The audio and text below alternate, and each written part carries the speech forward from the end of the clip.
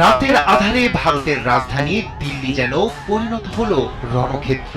মোদির পুলিশ এবং ক্যাডার বাহিনী ছাত্রদের ওপর আক্রমণ চালায়, বন্ধ করে দেয়া হয় ইন্টারনেট।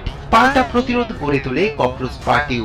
রাজপথে ধোঁয়া, টিয়ার শেলের গন্ধ আর হাজারো শিক্ষার্থীর বজ্রকণ্ঠে কেঁপে উঠছে ভারতের ক্ষমতার কেন্দ্র। যন্তর মন্তর থেকে সংসদ মার্গ, তারপর একের পর এক রাজ্যে দাবানলের মতো ছড়িয়ে পড়ছে আন্দোলন। ইন্টারনেট বন্ধ, বিপুল পুলিশ মোতায়েন, বিরোধী নেতাদের আটক, তবুও থামছে না বিক্ষোভের ঢল। বরং যতই কঠোর হচ্ছে সরকারের অবস্থান, ততই বিস্তৃত হচ্ছে ক্ষোভের আগুন। লোডশেডিং কিংবা ঘরের বাইরে তীব্র গরমে ওয়ালটন রিচার্জেবল ফ্যান থাকলে থাকবে শুধু বাতাস আর বাতাস। দেশের সীমানা ছাড়িয়ে প্রবাসী ভারতীয়রাও নেমেছেন প্রতিবাদে। প্রশ্ন এখন একটাই, এই সংকট কি কেবল একটি আন্দোলন, নাকি মোদির রাজনীতিতে বড় কোনো পরিবর্তনের সূচনা? নতুন করে উত্তপ্ত নয়াদিল্লি। বুধবার রাতে ককরোচ জনতা পার্টির উপর চড়াও হয় সরকারের পেটোয়া বাহিনী, আর এতেই নতুন করে শুরু হয় সংঘর্ষ। সেই সঙ্গে ছড়ায় উত্তেজনা। এরপর পরিস্থিতি নিয়ন্ত্রণে আনতে কাঁদানে গ্যাসের শেল ছোড়ে পুলিশ। সেখানে লাঠিচার্জ করা হয় বলেও অভিযোগ করেন আন্দোলনকারীরা। এতে আহত হয় বেশ কয়েকজন। আন্দোলনকে কোণঠাসা করতে কয়েকটি এলাকায় বন্ধ করে দেয়া হয় ইন্টারনেট পরিষেবাও। ভারতীয় সংবাদ মাধ্যম জানিয়েছে, পরিস্থিতির অবনতির আশঙ্কায় যন্তর মন্তর এলাকার প্রায় 1.5 কিলোমিটার ব্যাসার্ধে বুধবার সন্ধ্যা 6টা থেকে বৃহস্পতিবার সকাল 6টা পর্যন্ত মোবাইল ইন্টারনেট পরিষেবা সাময়িকভাবে স্থগিত রাখা হয়। পাশাপাশি আন্দোলনকারীদের অভিযোগ, তাদের অবস্থানকালে বিদ্যুৎ সংযোগও বিচ্ছিন্ন করা হয়েছে। তবে সরকার যত কঠোর হচ্ছে, ততই ছড়িয়ে পড়ছে দ্রোহের আগুন।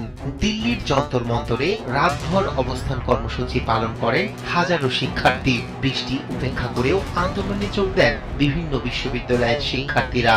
শুধু রাজধানী নয়, উত্তরপ্রদেশের লখনৌ, বিহারের পাটনা, কর্ণাটকের বেঙ্গালুরু, তেলেঙ্গানার হায়দ্রাবাদ, গুজরাটের সুরাট এবং মহারাষ্ট্রের বিভিন্ন এলাকায়ও দফায় দফায় বিক্ষোভ অনুষ্ঠিত হয়েছে। এসব কর্মসূচিতে অংশ নিচ্ছেন দেশটির সর্বস্তরের মানুষ। আন্দোলনের প্রভাব ভারতের গণ্ডি পেরিয়ে ছড়িয়ে পড়েছে আন্তর্জাতিক অঙ্গনেও। যুক্তরাজ্যের লন্ডনে ভারতীয় হাই কমিশনের সামনে বিক্ষোভ করেন প্রবাসী ভারতীয়রা। একই ধরনের কর্মসূচি অনুষ্ঠিত হয়েছে কানাডার ভ্যাঙ্কুভার, জার্মানির বার্লিন এবং নেদারল্যান্ডসের আন্তর্জাতিক অপরাধ আদালতের সামনে।